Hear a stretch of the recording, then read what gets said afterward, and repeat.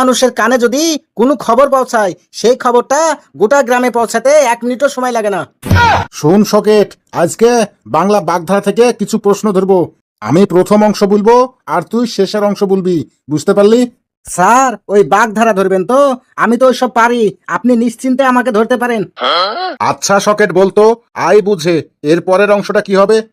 এর পরের অংশটা বিয়ে করো, মানে হচ্ছে আই বুঝে বিয়ে করো। এই তুই কি সব উল্টাপাল্টা উত্তর দিছিস? ওটা আই বুঝে বিয়ে করো হবে না, ওটা হবে আই বুঝে ব্যয় করো। আচ্ছা এবার বলতো, নাচতে না জানলে এর পরেরটা কি হবে? স্যার নাচতে না জানলে নাচের স্কুলে ভর্তি হতে হবে। আমি জানি রে, তুই এরকমই কিছু একটা বলবি। আরে গাধা, উত্তর হবে নাচতে না জানলে উঠান বাঁকা। আচ্ছা এবার বলতো, গাছে কাঁঠাল এরপরে কি হবে? স্যার এটা তো খুব সহজ, গাছে কাঁঠাল থাকলে কাঁঠাল পাহারা দিতে হবে। মাথা তো দেখছি তুই আমার গরম করে দিবি রে, কি আজগবি উত্তর দিছিস। এটার উত্তর হবে গাছে কাঁঠাল গোপে তেল। আচ্ছা এবার বলতো, বাদরের গলায় তারপরে কি হবে? স্যার এটার উত্তর হবে বাদরের গলায় টিউমার হয়েছে। কি সাংঘাতিক কথা বলছিস রে তুই, বাদরের গলায় নাকি টিউমার হয়েছে? তুই কি কোনো পড়াশোনা করিস না সারাদিন শুধু মোবাইলে টিকটক দেখিস? এটার উত্তর হবে বাদরের গলায় মুক্তার মালা। শুন, তোকে আমি শেষ প্রশ্ন ধরবো, তুই যদি উত্তর দিতে না পারিস তাহলে কিন্তু আমি তোকে ক্লাস থেকে বাইর করে দেবো। ঠিক আছে স্যার, এবার আমি সব ঠিকঠাকই উত্তর দেব, আপনি ধরেন।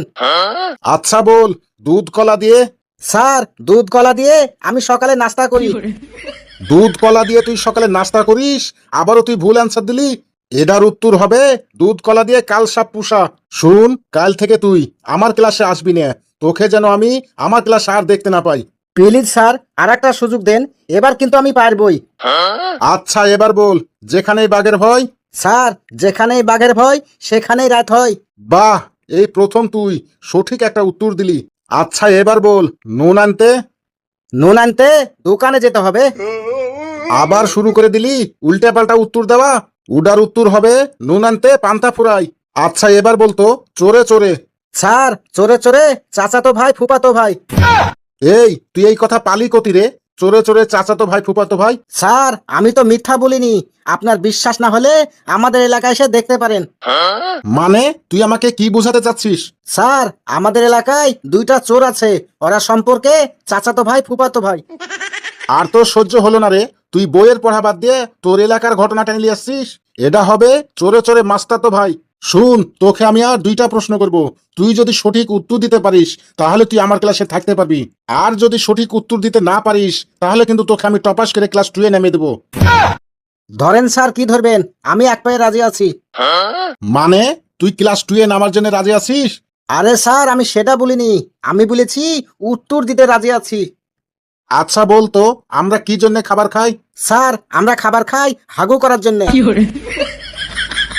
এবার শেষ প্রশ্ন বল, পৃথিবীর এমন 2টি দ্রুতগামী বস্তুর নাম যার দ্বারা মানুষ খুব তাড়াতাড়ি খবরাখবর পেয়ে থাকে।